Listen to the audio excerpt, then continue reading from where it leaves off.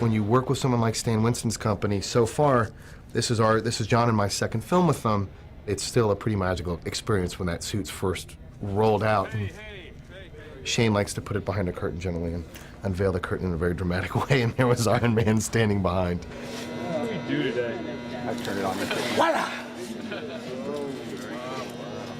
And then you look at it and you touch it, and it's sort of half excitement and half fear because it's very real. And generally you're pretty close to production at that point when that suit's shown to you. So hopefully your research was right, and the proportions all line up, and the textures are good, and the colors, and all the decisions you made along the way make sense. Once you start to not see the whole guy, the proportions of him, and I think 235 is a good move here. I think it holds up really well. When John first saw it, he was all smiles. I mean, he was really happy. Once the stuntmen had really become accustomed to the suit, when they started out, they were just a little afraid of damaging it, plates intersecting and chipping off paint and that kind of thing. But by the end of the day, he'd really gotten the full range of motion and had sort of learned to live in the suit. Those dailies at the end of the day were just amazing. I think everyone was just blown away. Go ahead and turn it on, Brad. You have to be strong and you have to be athletic to do this. It's like wearing very heavy football gear. Your endurance level has to be up for it because it's a double-edged sword. We have to make it light enough to move, but we have to make it heavy enough not to just completely, crack apart when somebody puts too much muscle into it. So just do a, like the first guy, outside the door. The Mark I with the flamethrowers and stuff was close to 100 pounds. Without the flamethrowers and the gas and everything on it, it was maybe 60 or 70 pounds. Okay, and roll camera. What it feels like you're doing inside the suit doesn't relate at all. When I'm walking, if I look down to see my mark at all, they notice. But when I roll my shoulders up and try to get the hero pose, they can barely see it. So it's taken a while to watch ourselves on camera to learn what it looks like and what the moves relate to. Another rotation, Mike. Like right here it locks out.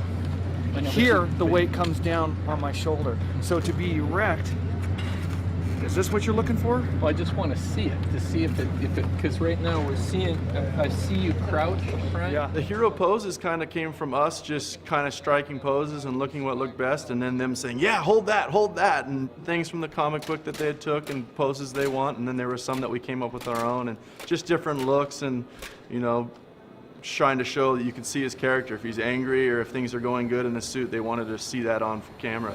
Roll camera. Action. Yes, of course there's going to be a great deal of digital work that has to be done to bring something like this to life on screen. But the fact of the matter is these suits truly exist. And they are going to be there. And they're going to be on the set. And they're going to be actors. And we are going to see the real thing along with the digital thing. But when you as an audience are looking at it, screw you up a little bit so you really don't know what you're seeing. Is that real or is that digital? And then you let go. My background as a filmmaker is not in this sort of genre. I've dabbled a little bit in special effects in Zathura and Elf, but really I come from more of an independent background, primarily a comedic background. And so I really wanted to offer a human side that would fit in with my sensibility of filmmaking. And in assembling the cast that I did between Robert Downey Jr. and Jeff Bridges, Gwyneth Paltrow, Terrence Howard, that's a cast that I would be happy to have in a drama or a comedy. And to be able to have them to support a bigger-than-life superhero really offers the possibility to exceed what people's expectations might be of this type of genre. Listen to me. You are like a little child sitting next to its father in a car with a plastic steering wheel, turning the wheel, but its father's driving, Tony.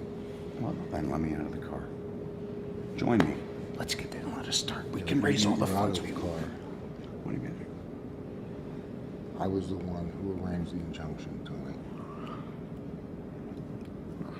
You could have saved a lot of trouble if you just... Let's go. Did I hear you there? Yeah, no, that'd be great. That'd be great. I'm in the house. I think it was my manager, David Schiff, was very excited about this project. He was telling me about Iron Man. I said, who's directing it? And he said, Jon Favreau. I said, oh, God, he's such a wonderful director, writer, and actor. I said, he'd be great to work with. And who's playing Iron Man? Robert Downey Jr. So wow, so that's a pretty good team right there. And he said, keep me posted. This sounds like something I'd like to get involved with. We'll let you warm up a little bit, and then we'll start throwing a little movement into it. Robert's a guy who is very disciplined in his approach to everything he does, and he's really gotten his body and his mind into a very, sort of clear, disciplined state, and that sort of carried over into how he prepared for the role. Wherever the direction is, just point kind of the opposite way, right? Yeah, when you feel it going the other direction, act like you're trying to counter it. Okay, go the other, there you go, just like that. I think he was very aware that he sort of had a burden in this film that he hadn't had before. He could sort of be charming and funny and come in and out of a movie and steal scenes in the past, but now he was sort of an iconic superhero. It's good to eat about 10 minutes before this, right? Oh, yeah.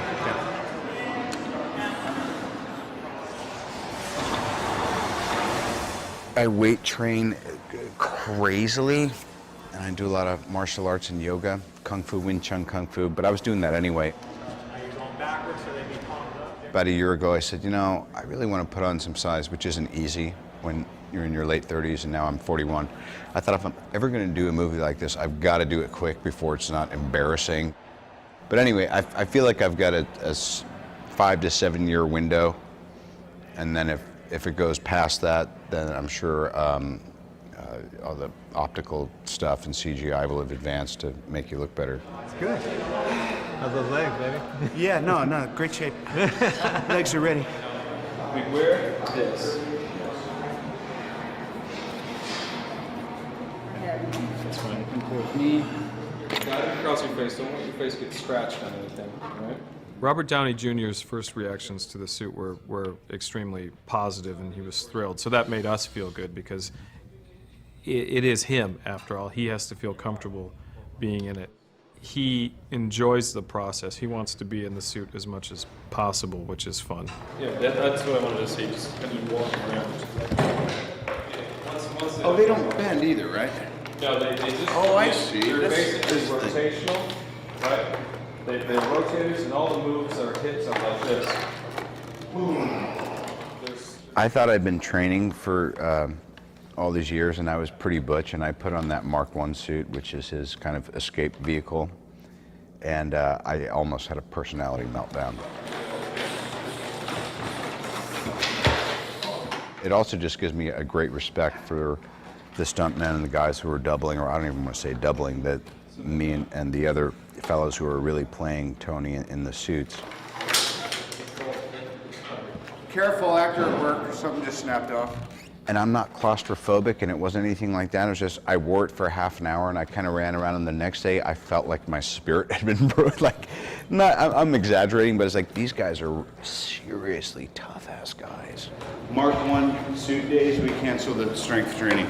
The first time I saw him put on the helmet, I looked at him, and I said, Robert, you are Iron Man. I mean, how amazing is that? For the rest of your life, you are Iron Man. Nobody's gonna take that away from you. And he looks at me and goes, yeah, it's amazing.